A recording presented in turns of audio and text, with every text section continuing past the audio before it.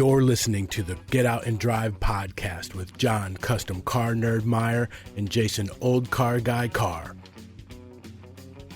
We'll be bringing you gearheads everything you never wanted to know about cars and why they should be on the road and not in your garage. Are you ready to get out and drive? Get those cars on the road October 2nd, 2022 to celebrate National Get Out and Drive Day. Visit nationalgetoutandriveday.com for more info. When we were in Racing Junk's booth at SEMA 2021, we talked to a guy who loves to get out and drive fast. Camping World NHRA top fuel driver Nitro Joe Morrison. If you want to find out more about that, definitely head over to our Instagram page. We are here, Get Out and Drive Podcast, are here with Joe Morrison, SEMA 2021. Somebody told me that you can get out and drive fast. Is that true? I like to drive fast. Yeah, I drive the Leverage Racing Top Fuel Dragster and the NHRA Camping World Drag Racing Series. Wow. So, how long have you been doing that? So, I have been drag racing. Really, my first time ever down the track was in my 1970 Chevelle at Raceway Park in Englishtown. Wow. Many years ago. But I've only been driving Top Fuel since 2020, actually. Of all years to make my Top Fuel debut. Was in 2020? Was in 2020, yes, sir. What were you driving prior to that? Or how were you scouted and how'd you move up? So I actually took a break from racing in the 90s. Into the early 2000s to chase a music career. Okay. Played in a number of different rock bands and things like that. When the opportunity came for me to actually get into a nostalgia car, it was a Brad Hadman alcohol funny car chassis with a Fiat Topolino body on it that we raced in New Jersey, New York, Pennsylvania, a little bit in Maryland, a club called the Northeast Timing Organization. Still have some great friends over there, fierce competition. Okay. We won a championship in 2011, went to 14 races and won 7 of them. Almost repeated as champion in 2012. Wow. Went to 12 races and won 6. If we had just shown up at one more race. But I had family obligations that conflicted with those 2 races. Okay. From there, was fortunate enough to start driving a fuel-altered called the 134 Fuel Coupe, a 1934 5-window Ford coupe with a nitro motor in it for a guy named Ted Bryan. And Paul Gold, actually, and Ted Bryan together built that car in the 80s. Long story with that. Also, of course, started driving for my good friend Rocky Perone, driving nostalgia funny cars. Oh, love that. So, again, I've been very lucky to drive a lot of different cars for some great people. Got my top alcohol license with Jerry Darian. And Jerry, you may have heard of some drivers named Force. They also, the Force girls drove for Jerry Yeah, that's Darian. on the tip of my tongue. Kind of rings a bell, right, It does John? ring a bell. So, among others, there were plenty of other racers that drove for Jerry Darian as well. So that kind of helped make the transition into Top Fuel a little easier. So I have hanging out with the right crowd. I have been very lucky. I'm proud to say that typically I am the dumbest guy in the room. Nice. Surrounded by great people, truthfully, it's been a blessing. I feel very fortunate. It's been a lot of hard work. Well, sure. So it never came easy. You never can stand still. But that's the background that led me into Top Fuel. Always been into drag racing specifically. Yeah. No turning right and left. So when I was 10 years old, a friend was selling a go-kart, and I really wanted it badly, so I actually borrowed my parents' lawnmower and cut neighbors' lawns to buy.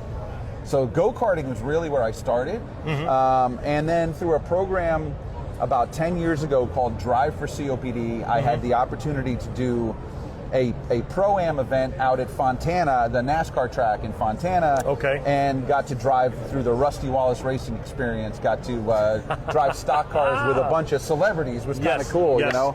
I was, just a regular guy who was a drag racer, you know, that the COPD Foundation brought me in as a ringer, so to speak, to go race against the celebrities. And we had a whole lot of fun, actually. Yeah, I bet. We had a good time. I like seeing that when people that are like yourself, specifically drag racing background, are put in another style of car and see how it affects how you race. Yeah. If you're good, bad, better, right, indifferent, whatever, and that's fantastic. That's a testament to your skill.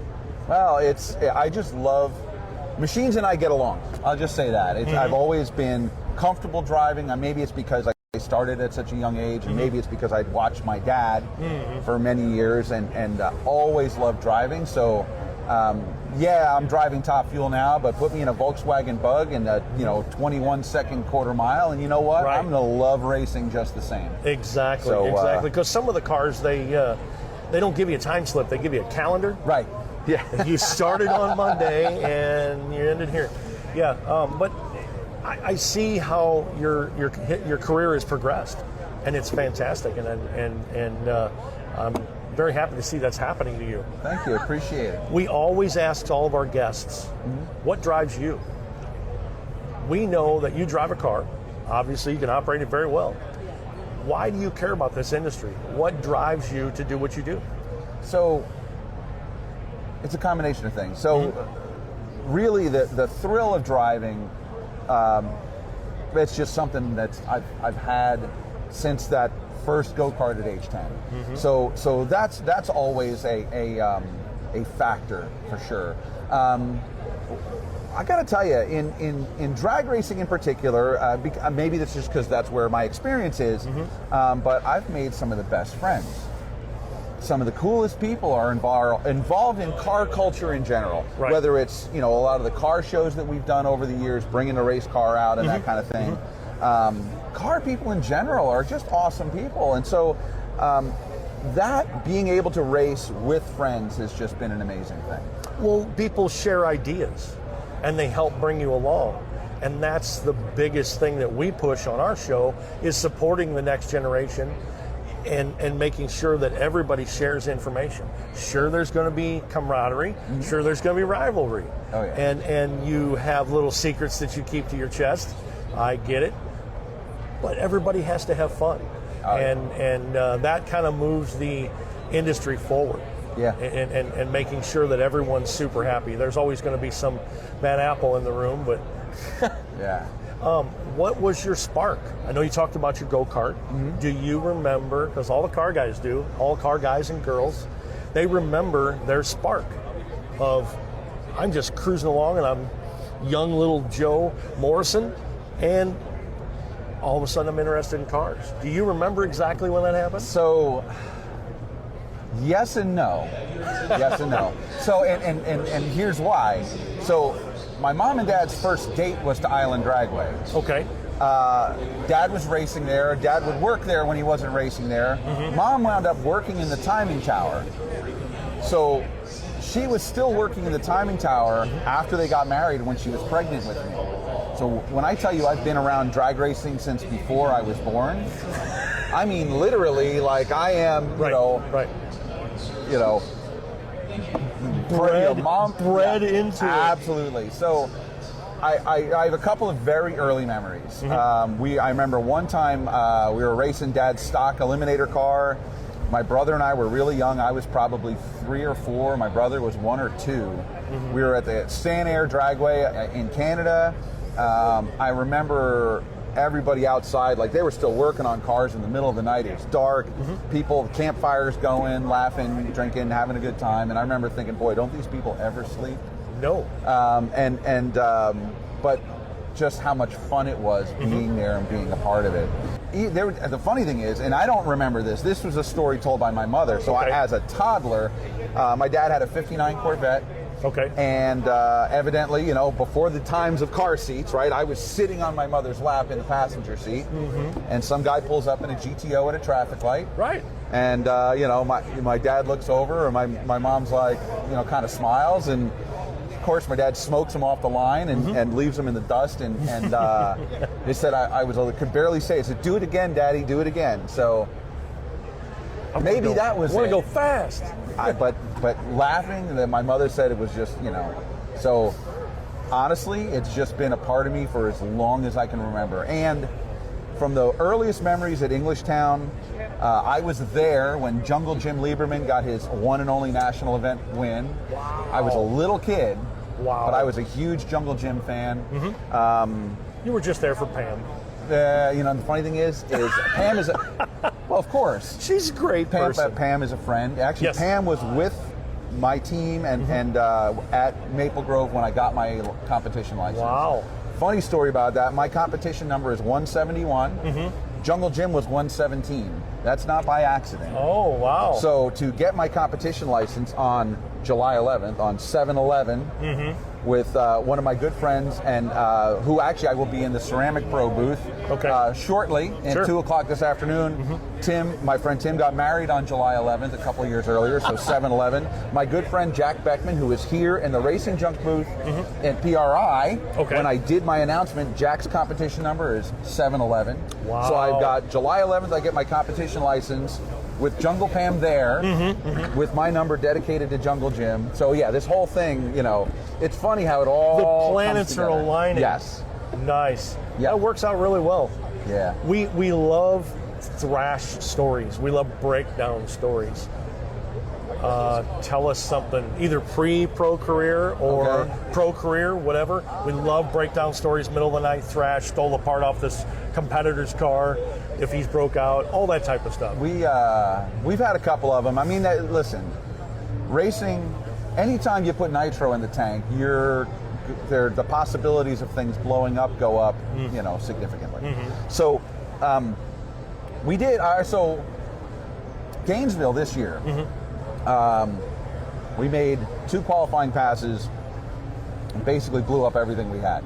You know, kicked the rods out of motor for the first pass, second pass, same thing.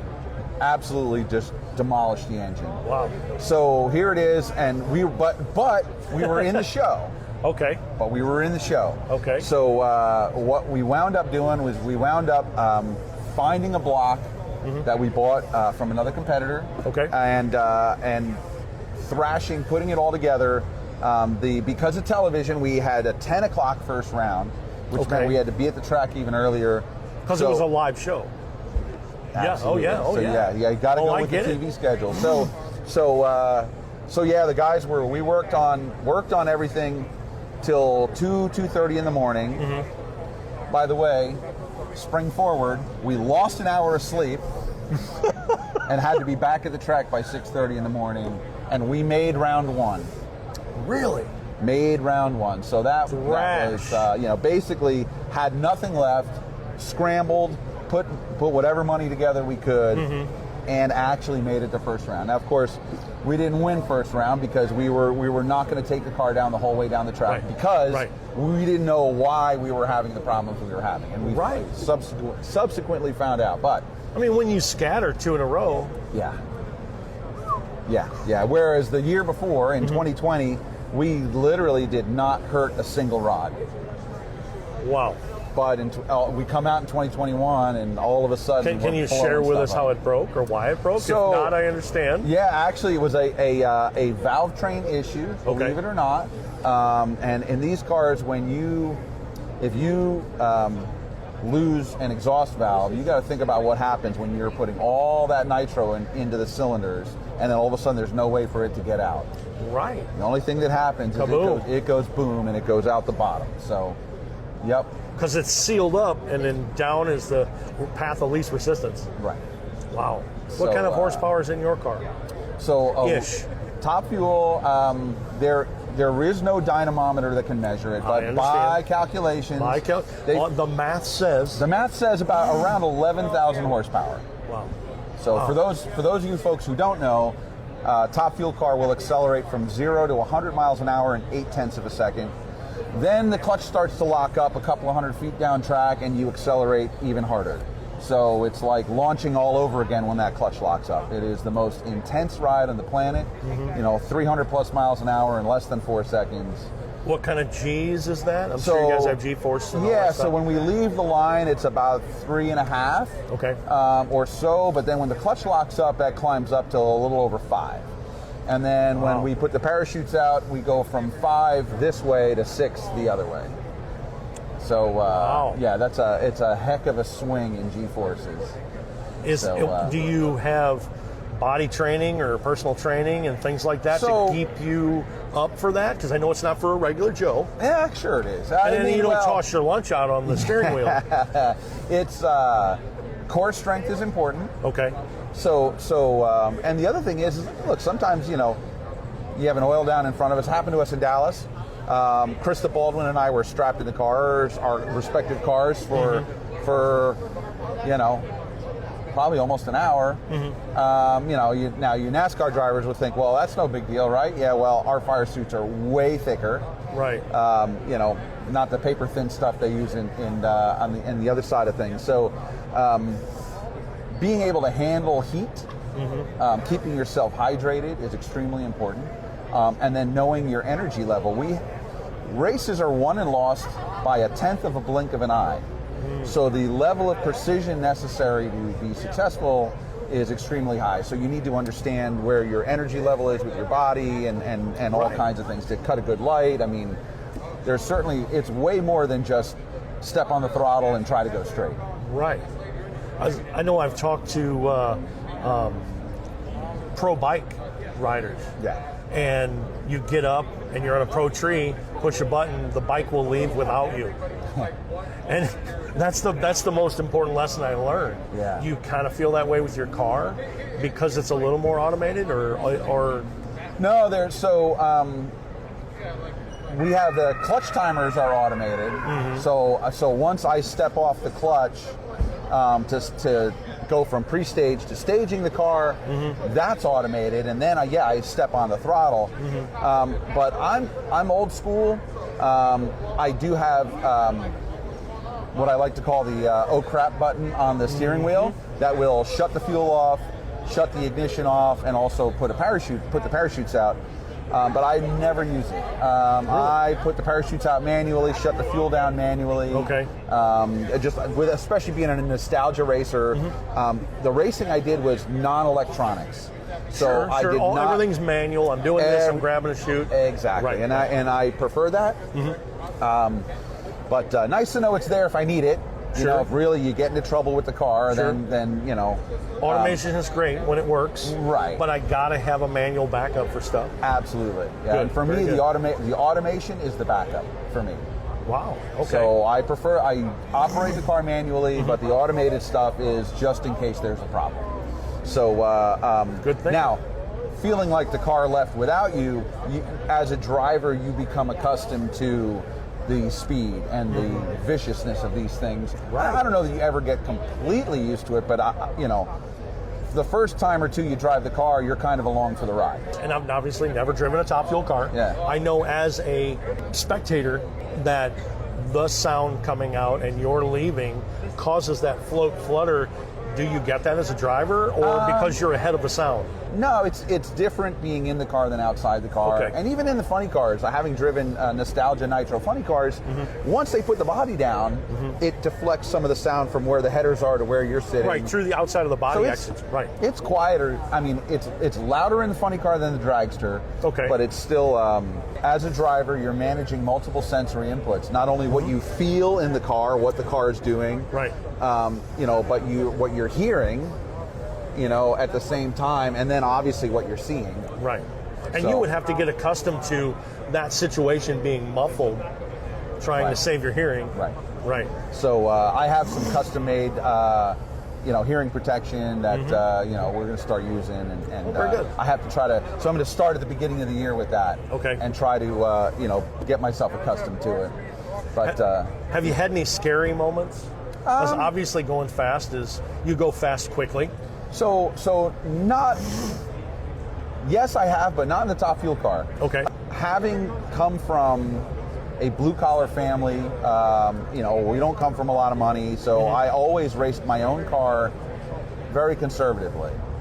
Okay.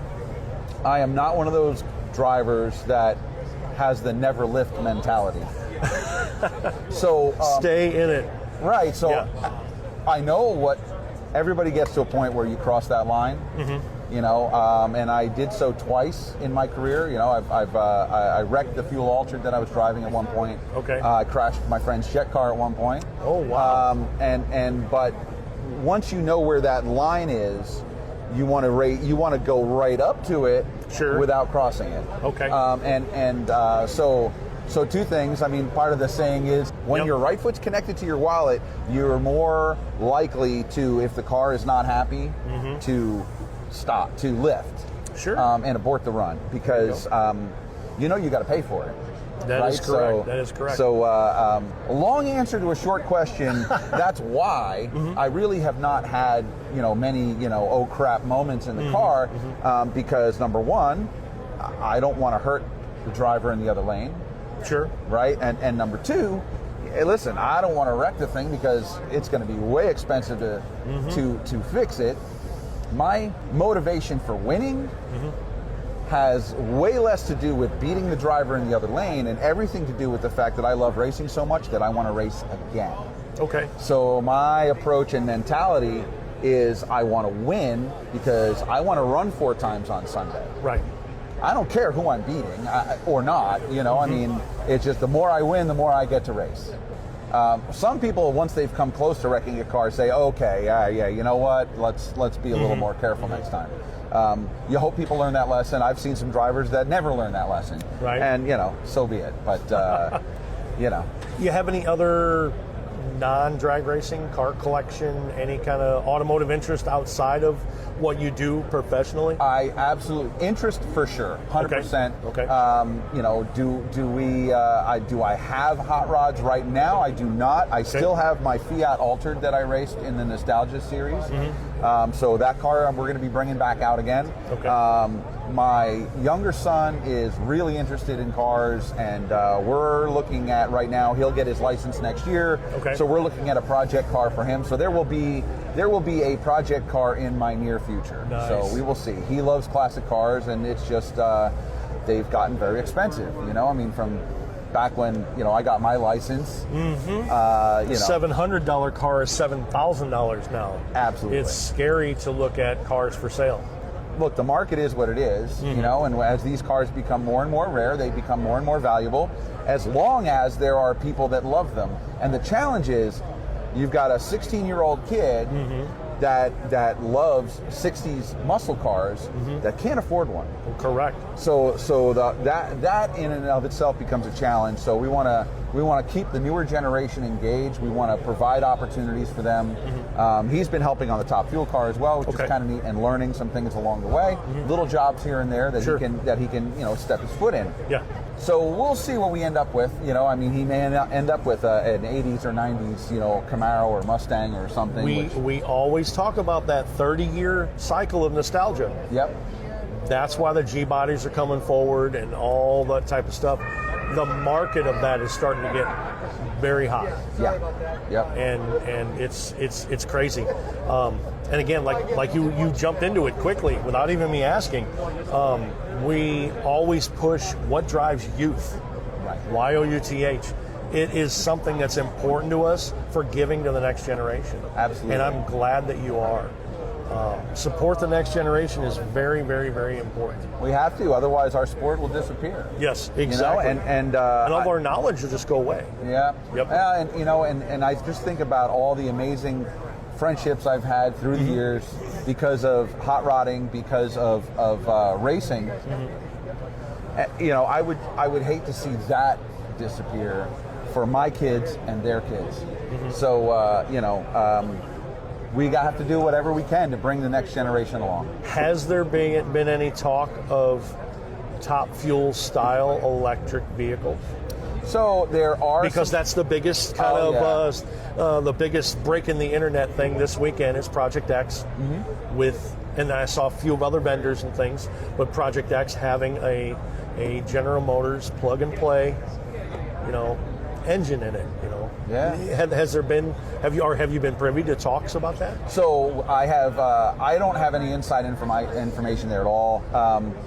From what I've seen, I mean, there was Don Garlitz was working at breaking the 200-mile-per-hour barrier in an electric dragster.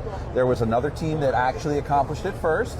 And then, of course, you've got the electric Copo Camaros and Mustangs. I've seen them race at the track. I know Bob Tasca drove an electric Mustang. They're impressive. Those were in the 9s, right, or the 8s? Something like that. Yeah. They're impressive. For me, and look, of course, as a top fuel driver, you know, the sound, the feeling, everything that goes along with it, that will always be a favorite for me. But I'm not one of those that says, oh, electric cars should not be out there racing. I think there's a place for it. I think, you know, I mean, the sanctioning body will have to do whatever they can do to make sure that there is whatever playing field is as appropriate as possible, whether they keep them in separate classes or integrate them. Okay. I have no idea. I welcome it either way because I think, listen, racing has always been about embracing technology. Yes. So I see this as something that you would hope would bring more people in, and if someone comes to racing because they want to see the electric car run, and they're there and they see a top fuel car run, they will be hooked. Yes. There are very, very few people that see a top fuel car run and say, yeah, that's not for me. There are people out there that don't like it. I get that, and I have nothing against that. I get it, and you have to just stop and say, wow, the technology, your 11,000 horsepower to put it to the ground, the clutches, all that system of stuff that everyone had to learn from breaking everything else. Yep. So I think if electric cars can bring new people to the drag races, that means new fans. That means our sport continues to grow. So I don't see a downside to it.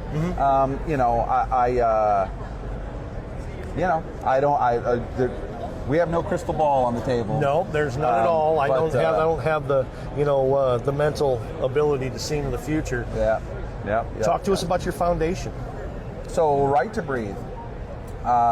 Mentioned my dad and being among the early inspirations for me for racing. Okay. Dad was a plumber, and he worked around a lot of asbestos many years ago. Right. He did give up racing when my brother and I were young. By the time I was able to give that back to him in the mid-2000s, he was diagnosed with COPD, or chronic obstructive pulmonary disease. Okay. He did not get diagnosed until he had lost a little over half of his lung function. Wow. We found out that is a common story. Most people do not get diagnosed until they have lost a significant amount of lung function. Okay. And that the CDC estimates there are 12 to 14 million Americans that have COPD and don't know it. Okay. So if my dad had been diagnosed earlier, he was diagnosed in 2006, he passed away in 2016. If he had found out earlier, it's very likely he'd still be alive today. So what we did was in 2014, we established Right to Breathe as a 501c3 nonprofit, and we provide free lung screenings at car shows, at race events, community events, health fairs. We provide patient support for people that are already living with lung disease. So it's not just the folks that are at risk, it's also the folks that are already living with lung disease. Because we used my dad's passion for racing to help him stay healthy, to help him fight. When you can't breathe, you really don't feel like doing much of anything. No. But the worst thing you can do when you have a breathing-related problem is become a couch potato, because then you decondition, and then when you decondition, it's harder to breathe, and you get this vicious cycle. Right. So my dad's love for car racing is what kept him healthy for way longer than he probably should have been. I see. Okay. So our message to hot rodders and racers is get to know what your numbers are. You know, you can go to righttobreathe.org. That's RIGHT, the number 2, BREATHE.org. Okay. And we also just partnered with the news anchor Ted Koppel and his wife Grace Ann. Grace Ann has COPD also. There's a website called COPDSOS.org. Okay. And they are using the Right to Breathe risk assessment questionnaire. You answer 7 or 8 questions, and that will let you know, you get a score, and that'll let you know where your risk factors are, and then you can take that and talk to your doctor. So we don't diagnose anybody. We provide a pathway for education for people and tools for people to be able to go and talk to their doctor. So, well, that sounds great, and being able to help some people, that has to be a great feeling. We want to give back to the racing community, and really, there's a lot of folks in the racing community that are at risk because of what we do. I mean, my day job for many years as a landscaper, I'm in the risk group. So I've taken the screener myself, and had a conversation with my doctor. So my breathing, when I did the breathing test called spirometry, showed that everything was fine, but I'm in the risk factor. But my doctor and I have a conversation, and we know that we got to check me in a couple of years to make sure that everything's still good. So, it's something that I think applies to anybody and everybody. Yes. Keep tabs on your numbers. Yeah, absolutely. Great. How can our viewers and listeners, how can they find you? So the easiest way to find me on social media, I was given the nickname Nitro Joe. Okay. And racing fans will know that nitro, the chemical formula for nitro, is CH3NO2. Okay. So if you go to Facebook, Instagram, or Twitter, and you put in CH3NO2 Joe, just all one word, you'll be able to find me. So. Wow. And you've already covered your foundation, how they can follow your foundation? Yep, right2breathe.org, and Right to Breathe is also on Facebook, Instagram, and Twitter. Excellent, excellent. So thanks for seeing us today at SEMA 2021. Have a fun show. Thanks.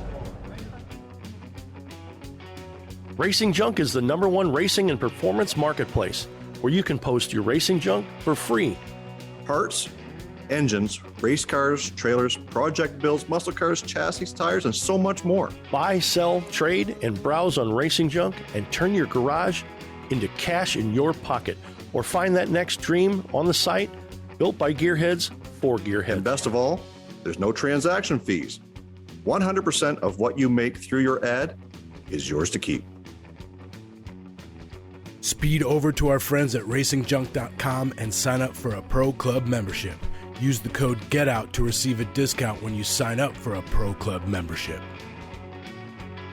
Cruise on over to our website, Get.Out.N.Drive.Podcast, for all the info you never wanted to know about our podcast. Hit us up on our listener hotline, be the first to know what's happening, get industry news, and grab your Get Out and Drive merch.